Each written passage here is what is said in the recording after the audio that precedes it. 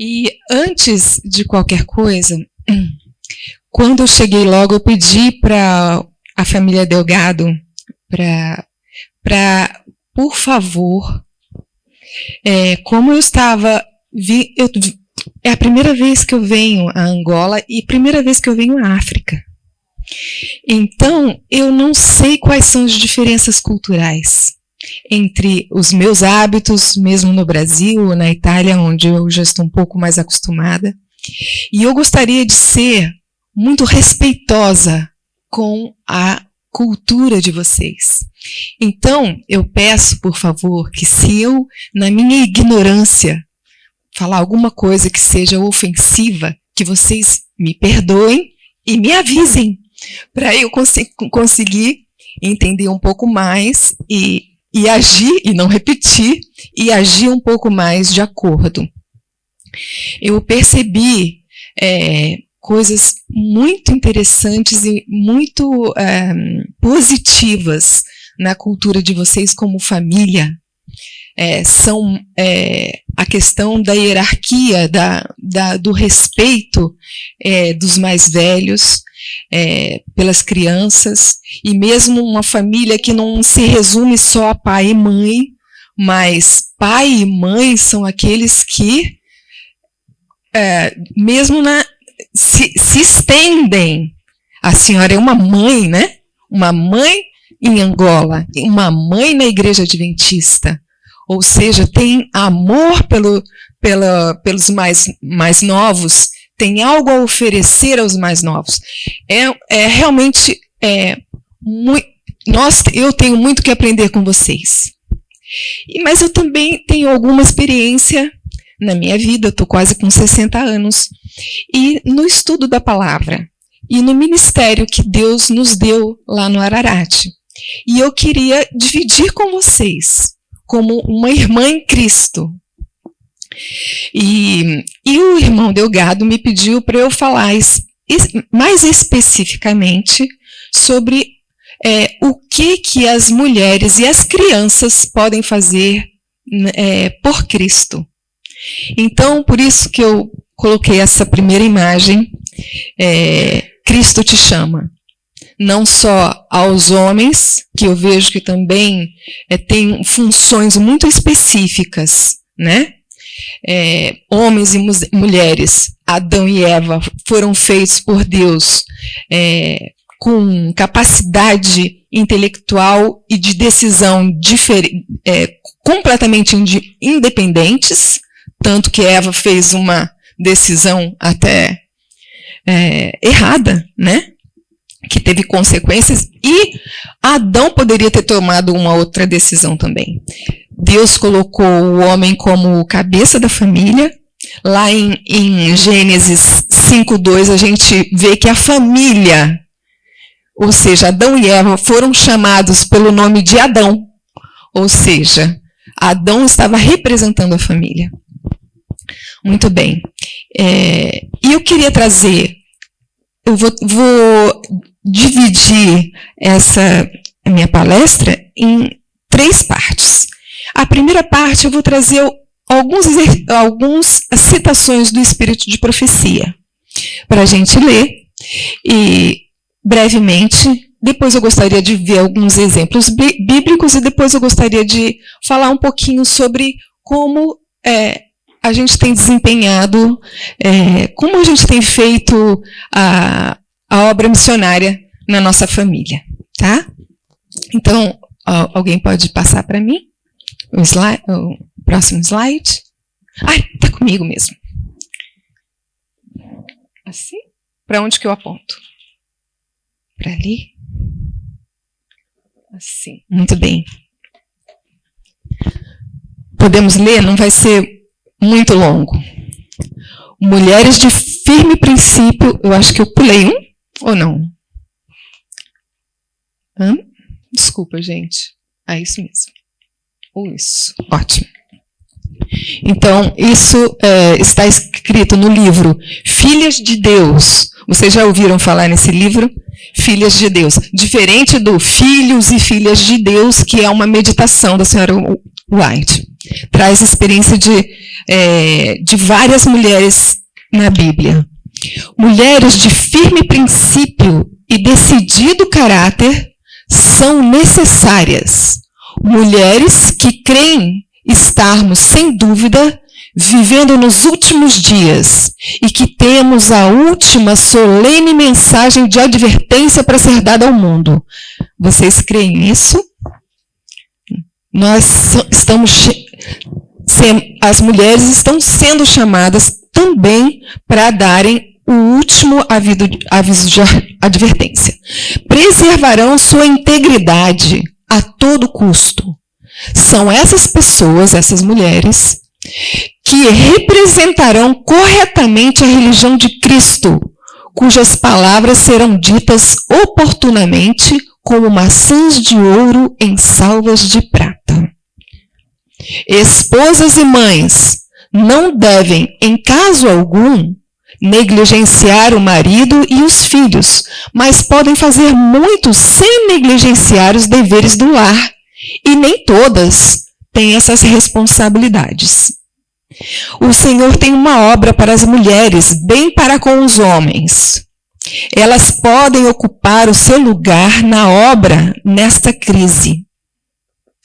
E Ele atuará por intermédio delas, se estiverem imbuídas com o senso do dever e trabalharem sob a influência do Espírito Santo. Terão a exata presença de espírito requerida para esse tempo.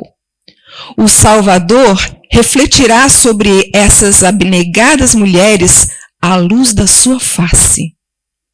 E lhes dará poder que excede o dos homens.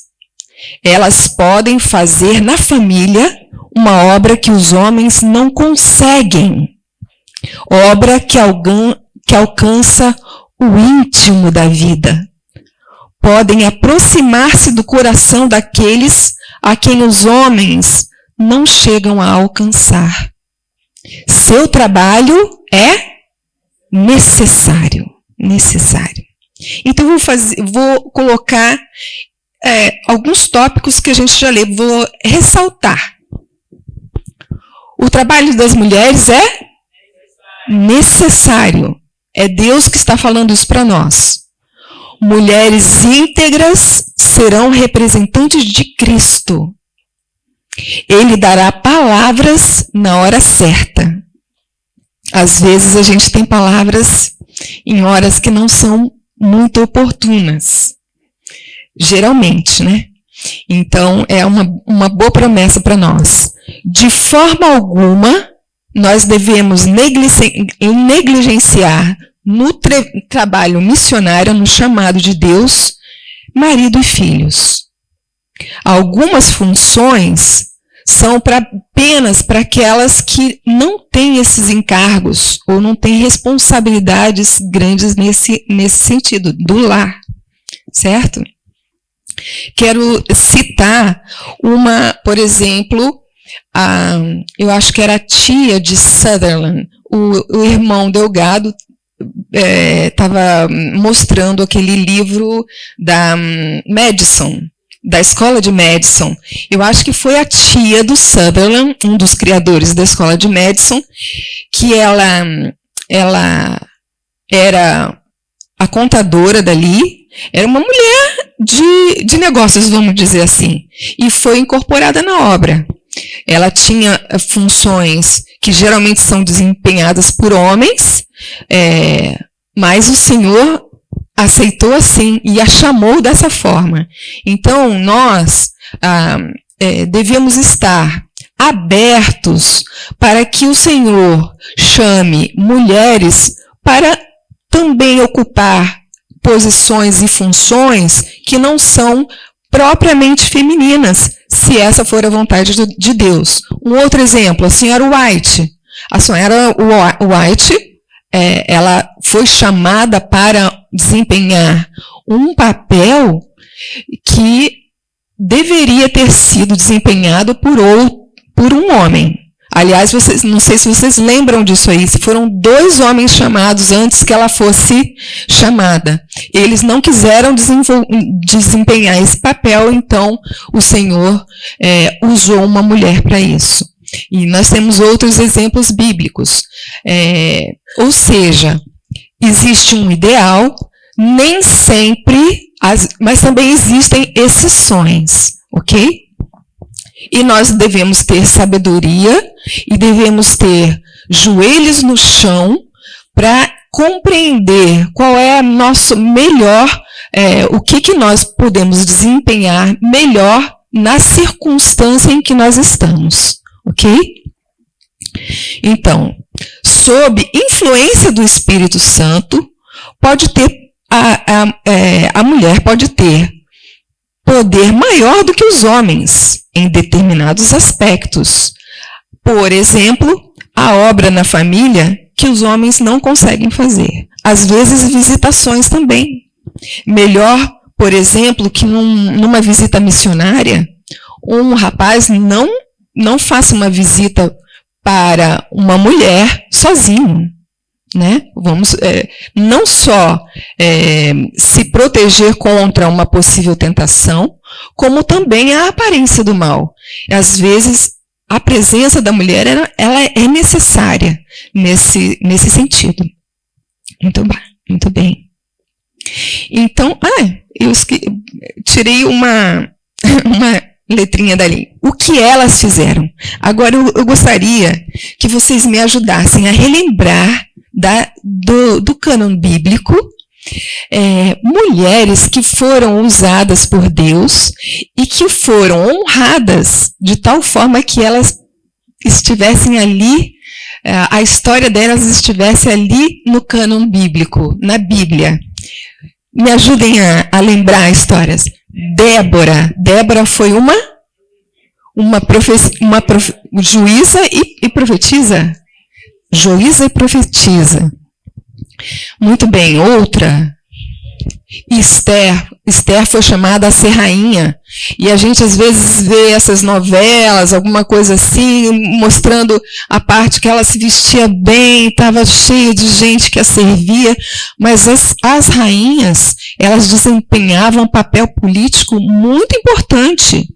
Vasti, que que era rainha antes, vocês lembram que ela estava reunida com as mulheres, porque eles estavam fazendo ali, aquela festa toda, ela provavelmente era uma festa para juntar os militares para fazer uma guerra à Grécia. Vocês lembram lá de Daniel?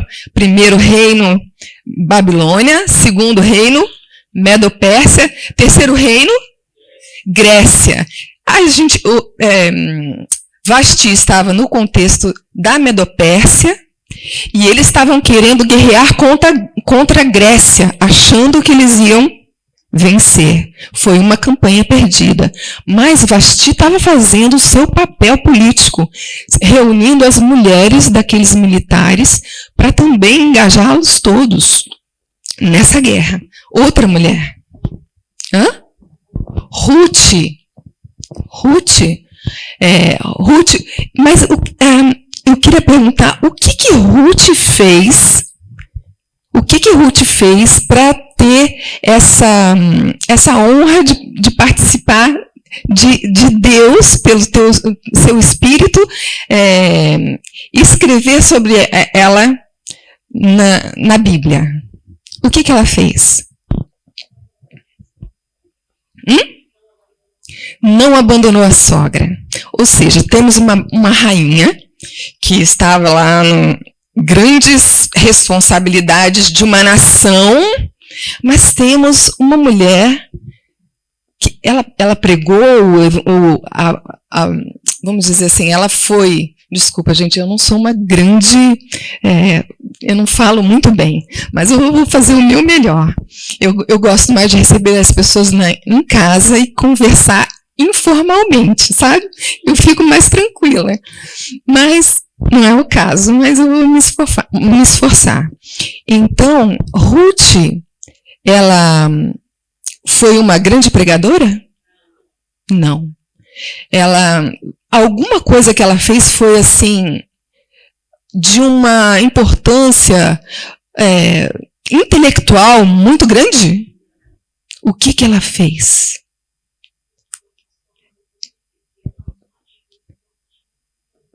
Exatamente. Ela deu um exemplo de vida tal, ela não abandonou a sua sogra.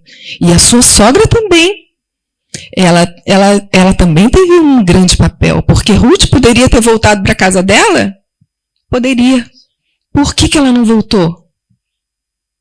Ela falou, não vou te deixar, o teu povo é o meu povo e o teu Deus é o meu Deus. Então, a sogra de Ruth foi uma mulher de tal fibra, de tal caráter, que conseguiu passar para Ruth uma imagem de Deus, que Ruth resolveu adotar e nunca mais deixar.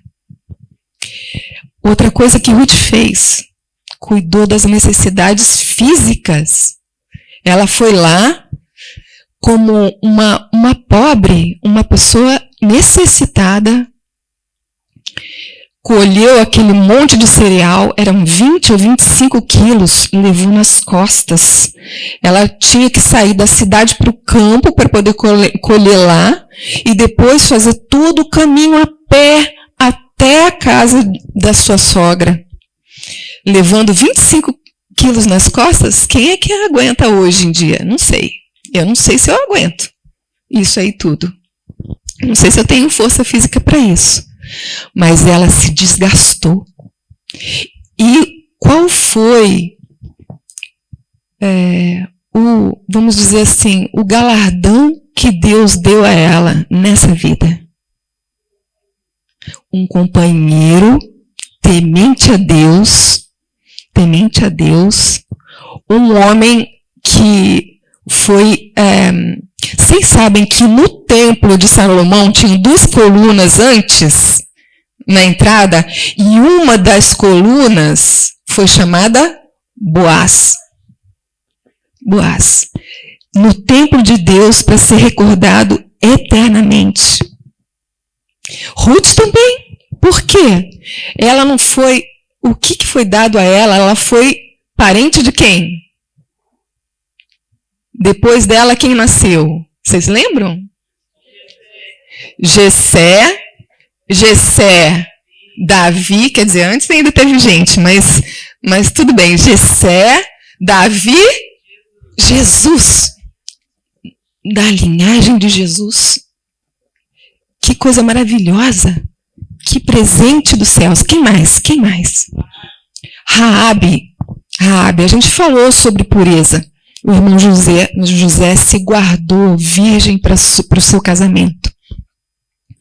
Às vezes a nossa estrada nos leva para outros caminhos. O ideal de Deus é esse. É que nós nos guardemos puros para o casamento. Mas às vezes a gente sai do plano de Deus e encontra outras coisas na nossa vida que nos magoam, que às vezes nos fazem o contrário da pureza, né? Nos embrutecem. Mas isso não é sem esperança. O caso de Raabe era uma prostituta cultual, não é isso? Era uma prostituta. E ela também foi incluída na genealogia de Jesus. E o que ela fez? Ela fez um pacto com Deus. Ela recebeu no que era possível ela fazer, ela fez. E essa história dela está eternizada nas palavras das Escrituras. Quem mais? Abigail foi uma mulher sábia. Ela era casada com Nabal, um homem rude, sem inteligência, quer dizer, inteligência para as coisas do mundo, porque ele era rico, ele conseguiu muito dinheiro, ou não era dinheiro, antigamente eu acho que era pela quantidade de bens, de trigo, de não sei o que lá, mas ele era um grande homem, vamos dizer, para esse mundo, mas era falta de sabedoria, de coração, de amor, e ela teve que tomar uma atitude. Diz o Espírito de Profecia que ela não foi desrespeitosa para com o marido, mas ela resolveu do jeito que conseguiu. Qual uma história que ela nos traz? Às vezes, as mulheres vão precisar tomar atitudes.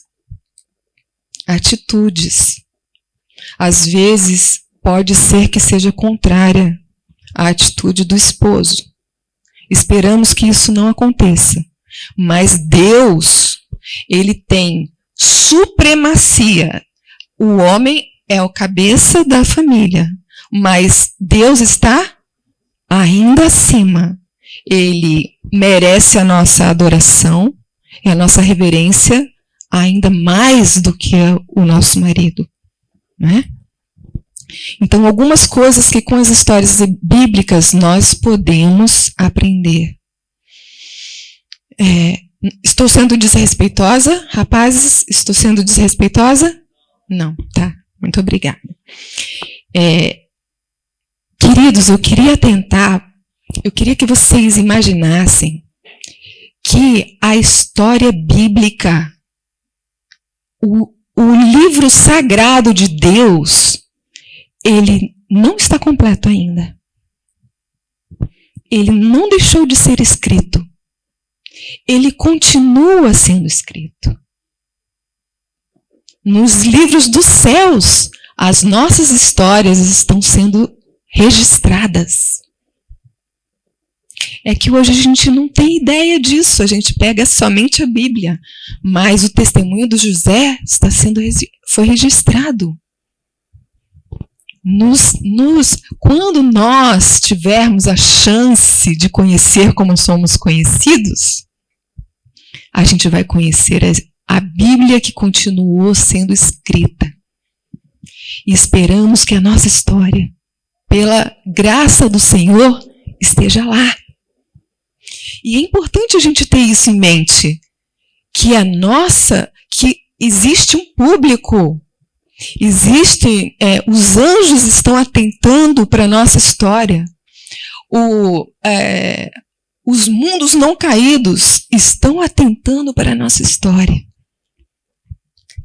E esperamos, para a honra de Deus, que o nosso nome e que a nossa história esteja sendo escrita também nos livros sagrados.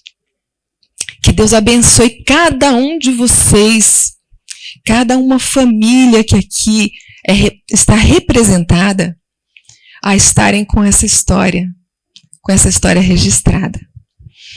Então, vemos, eu queria lembrar a gente escuta falar sobre Moisés. Moisés, o grande profeta. Mas vocês sabem que a vida de Moisés foi salva 3 vezes por mulheres? Vocês lembram? A primeira, Joquebede. O que era Joquebede na sociedade em que ela estava inserida? Nada. Era uma escrava. Uma escrava. E ela cumpriu um papel. Se não fosse Joquebede, nós não teríamos Moisés. Imagina uma coisa dessa? Ela foi responsável existia uma perseguição, ela arriscou a sua vida. Não só a sua vida, mas ela arriscou a vida dos filhos. A vida dos filhos, do marido, desobedecendo o faraó. Aliás, eu acho que antes de Joquebede, ainda houve mulheres que se arriscaram também. As parteiras, elas também se arriscaram e resolveram que não iam assassinar os filhos dos hebreus. Elas eram hebreias, elas próprias eram hebreias. Elas tomaram uma decisão que era contra a lei daquela época. Amados, talvez nós estejamos também em face de leis que são contrárias às leis do céu. Eu acho que não vai demorar muito para essas coisas acontecerem. Nós precisamos nos posicionar. Então eu falei 3, mas errei, porque antes de Joquebede, as parteiras, depois Joquebede, depois quem foi? Miriam estava ali prestando atenção naquele cestinho para que ele não virasse. Ela teve a iniciativa de abordar a princesa, oferecer os préstimos da sua mãe. A sua mãe preparou também, sendo escrava, pouca oportunidade de crescimento. Ela foi uma mulher tão sábia que foi ela que inculcou na mente de Moisés a figura de Deus, a importância de Deus, a sua missão, e pôde ficar com ele apenas 12 anos. Depois disso, ela saiu de cena. E ele ficou lá no palácio com toda aquela cultura idólatra, com todo o luxo da cultura egípcia da época, e ele permaneceu firme em adoração ao verdadeiro Deus. Não foi uma grande mulher? Queridas, qual a importância que nós estamos dando para os nossos filhos? Será que nós estamos inculcando neles a importância que eles têm para a obra de Deus? Será que isso está à frente deles serem preparados para serem faraós? Ou será que a gente se preocupa tanto que eles tenham uma boa educação conforme o mundo, que eles sejam inseridos no mercado de trabalho, que eles tenham ascensão social?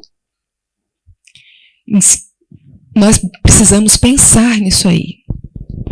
Então, foi Joquebede, as enfermeiras, Joquebede, depois Miriam, e por fim, quem? Zípora também, quando... Na verdade, Zípora, ela foi causadora do problema também. Porque eles tinham a ordem de Deus de circuncisão, como a gente viu na escola sabatina, e ela achou aquilo ali muito sanguinário. Zípora, vocês sabem que ela não fazia parte do povo israelita, mas ela era adoradora do verdadeiro Deus, porque ela era parente por meio de Abraão. Abraão, depois da morte de Sara, ele não se casou de novo, vocês lembram disso? Se casou com Quetura, que não sei como se fala, e de Quetura veio uma descendência. E Zípora era da descendência de Quetura. Ou seja, teve por pai Abraão. Eles adoravam o verdadeiro Deus. Então, ela era de um outro povo, mas ela era adoradora de Deus também. Só que, não sei se vocês lembram, eles, quando o rito da circuncisão veio a Abraão, o filho mais velho dele estava com quantos anos? Mais ou menos uns 13. Então, na cabeça de Zípora, fazer circuncisão num nenezinho de 8 dias estava cedo demais. Era demais para ela. E ela não quis. Ela fez frente a Moisés. Moisés, está muito cedo, vamos deixar para mais tarde e tal. Acontece que, nesse meio termo, Moisés tinha que ir para o Egito para fazer sair de lá o povo de Deus. E foi nessa ida para o Egito que o anjo apareceu. E o anjo apareceu de uma forma imponente, como que fosse matá-lo. E Zípora entendeu, veio à mente dela, por quê? Porque o menino não foi circuncidado. E ela tomou essa iniciativa, queridos, eu queria que vocês atentassem isso com cuidado. Ela fez o papel do patriarca e do sacerdote. Não era feito por mulheres a circuncisão. Era feito por homens. Como hoje. Mas Deus aceitou a circuncisão feita por Zípora, sim ou não?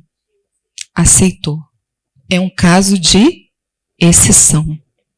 Mas num momento de necessidade, queridas, pode ser que nós sejamos chamadas para desempenhar papéis que não são tradicionalmente femininos. Então, eu gostaria que os rapazes, os homens, também tivessem essa compreensão. Melhor? Não. Porque Deus tem um simbolismo por trás de tudo isso. Mas tem momentos que a mulher precisa desempenhar. E Deus aceita esse desempenho. Então, tenhamos cautela. Tenhamos muito respeito a Deus pelas coisas que Ele determinou que fossem a regra, mas não podemos engessar as mãos do próprio Deus. Então, precisamos ter sensibilidade para isso. Bom, agora vamos lá para as experiências do sítio Ararat. Então, próximo. Nós vimos que as mulheres nem sempre desempenharam esses papéis de grande importância, vamos dizer, na visão dos homens, da sociedade, às vezes com pequenas coisas, e isso, a pequena moedinha da mulher, né, da senhora da viúva. A viúva depositou uma pequena moedinha, mas aos olhos de Deus foi uma grande coisa. Então essas coisas de grande e de pequeno, aos olhos do céu, às vezes elas podem, eu acho que na grande parte das vezes, ela é invertida. Então, eu gostaria de falar com vocês algumas experiências. Vamos ver aqui, eu não sei quanto tempo mais eu tenho. Sim? Esquecemos de falar de Ana, hein? Ana? Uau! Ana viveu num contexto, vocês lembram? Ana, ela não podia ter filhos, orou a Deus e não vinha o filho. Como era muito importante para o povo daquela época ter filhos, o seu marido acabou contraindo um segundo casamento. Já saiu do ideal de Deus. Essa segunda mulher era Penina. Ela não tinha um bom caráter. Ela azucrinou, não sei se existe essa palavra aqui, azucrinou a vida de Ana. E Ana foi firme no seu princípio. Ela não deixou que aquilo ali tomasse conta dela e ela devolvesse na mesma moeda. Ela chorava e ia ao templo reclamar com quem? Com Deus. Tanto que Eli, né? Achou que ela tivesse bêbada, porque as festividades, mesmo religiosas daquela época, o pessoal entornava ficava grogue. E essa mulher bebeu. Não. Eu estou aqui colocando meu coração, despejando o coração diante de Deus. E o que mais ela fez? Ela entregou. Gente, ela teve um filho, ela não tinha garantia que ela ia ter outro. Não tinha garantia que ela ia ter outro, mas mesmo assim ela entregou ele ainda pequeno. Não sei, ele foi desmamado e entregado. Entregar, é isso? Entregue. Sara, o que Sara fez? A mãe da nação. Ela, boa lembrança, porque Abraão foi chamado pai da fé, não é? Pai da fé foi Abraão? Mas Sara, quem ela foi? A mãe da fé. Ela foi a mãe da fé. Porque se ela não tivesse fé, ela também não teria recebido a bênção. Apesar de que ela deu aquela risadinha lá, ela achou, né? Mas ela também teve fé. Porque eu li lá, eu não lembro bem, mas eu li lá a fé que ela precisou exercer para receber o filho da promessa também. Ela também pisou na bola, ela entregou Agar, né? Para o esposo. Às vezes a gente comete erros. Mas Deus é tão maravilhoso que Ele nos dá a oportunidade de arrependimento e Ele também, para a sua glória, Ele dá uma virada na nossa vida. Karina não gostava de estudar e hoje ela é do ramo de educação. A gente tinha que fazer acontecer para ela ler um livro. Incentivar muito. Minha filha Mariana, ela não gostava de ler a Bíblia. Ela não gostava de ler o Espírito de Profecia. Ela gostava de ler outros livros. Nós não fomos sempre convertidos mesmo na igreja. Nós ainda sofremos, nós ainda estamos sendo convertidos a Deus. A cada dia Deus nos ensina coisas novas. Mas Mariana, nessa época nós dávamos muita literatura que não era a melhor, certo? Era literatura que hoje nós não damos. Uma delas, por exemplo, as Crônicas de Nárnia.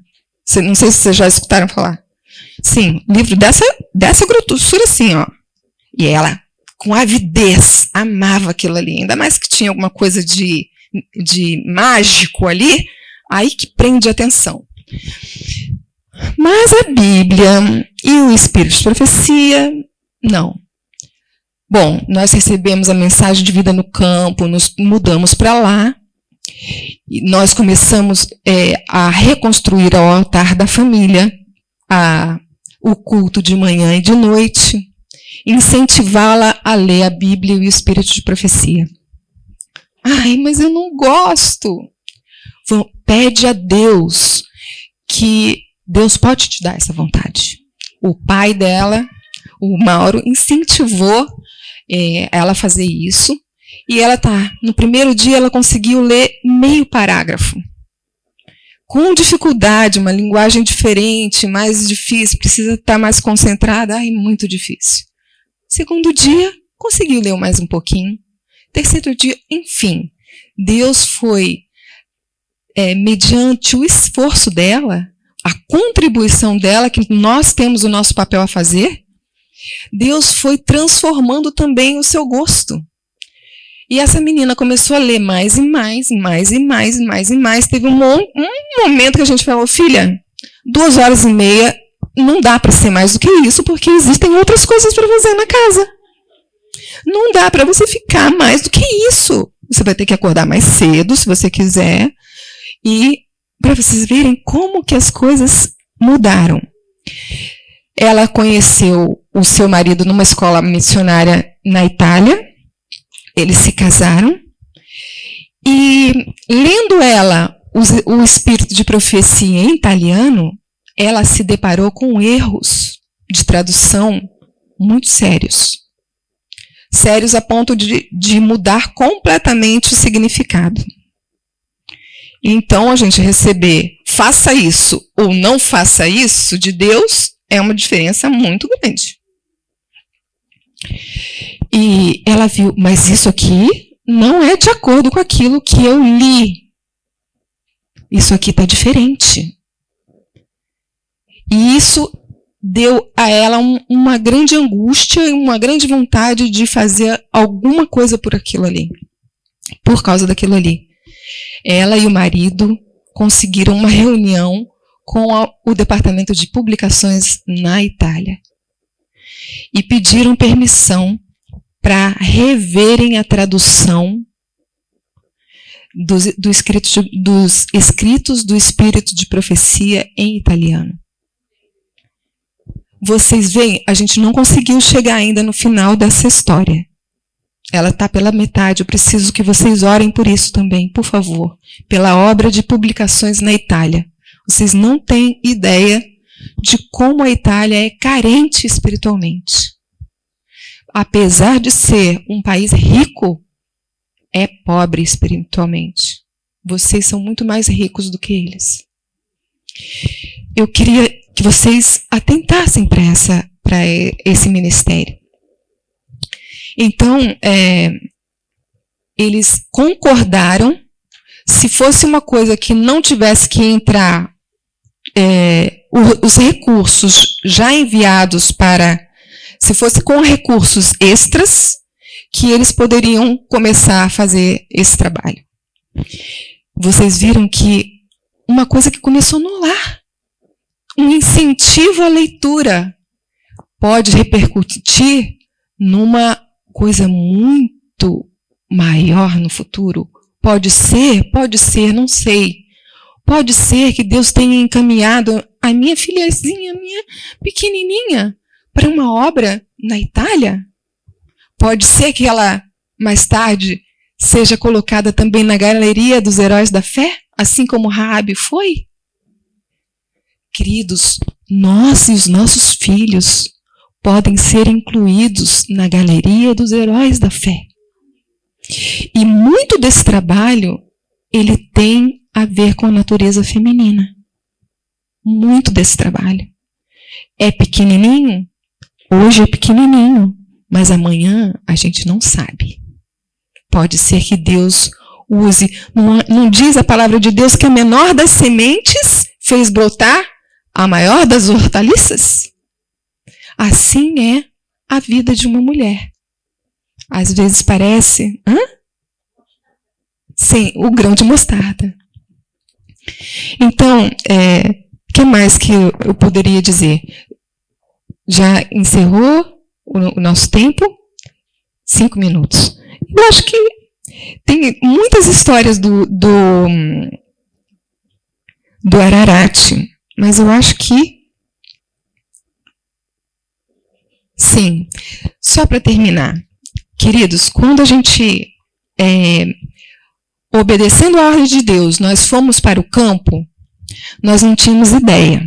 A gente não sabia o que nós sabemos hoje a respeito das ordens de Deus, da sua misericórdia, da sua palavra. Tantas coisas nós aprendemos. Nós fomos para lá sem saber, pessoas de cidade que foram para o campo. Faz 16 anos que nós estamos lá, vai fazer 17 agora em fevereiro.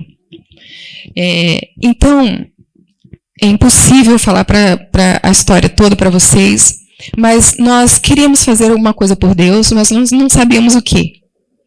E pensamos que talvez fosse no Ministério de Saúde. E tentamos começar alguma coisa como um detox e chamar pessoas.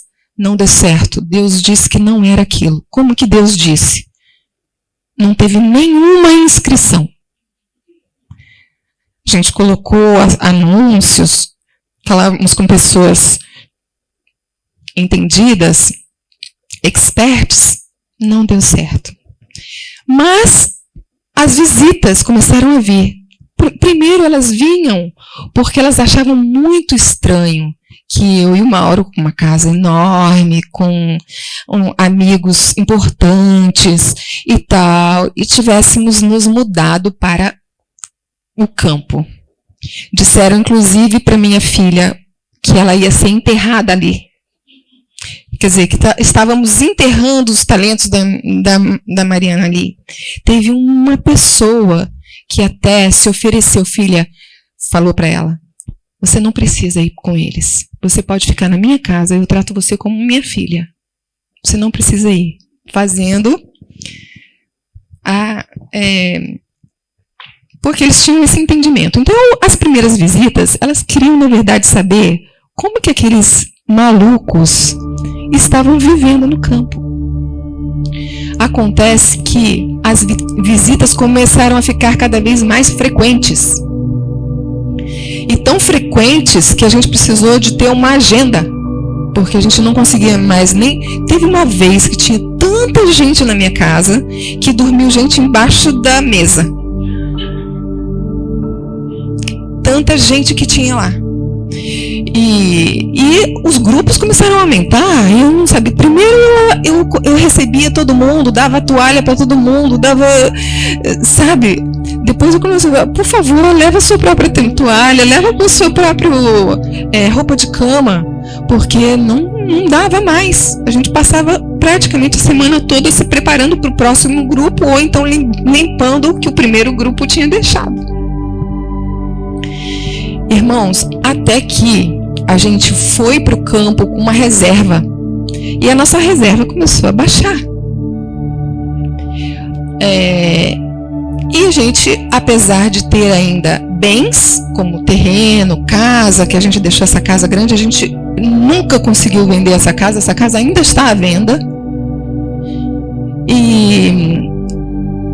Mas o dinheiro mesmo, os recursos líquidos, né? Não tinha mais. O Mauro tentou vender o próprio computador, não conseguia vender o computador.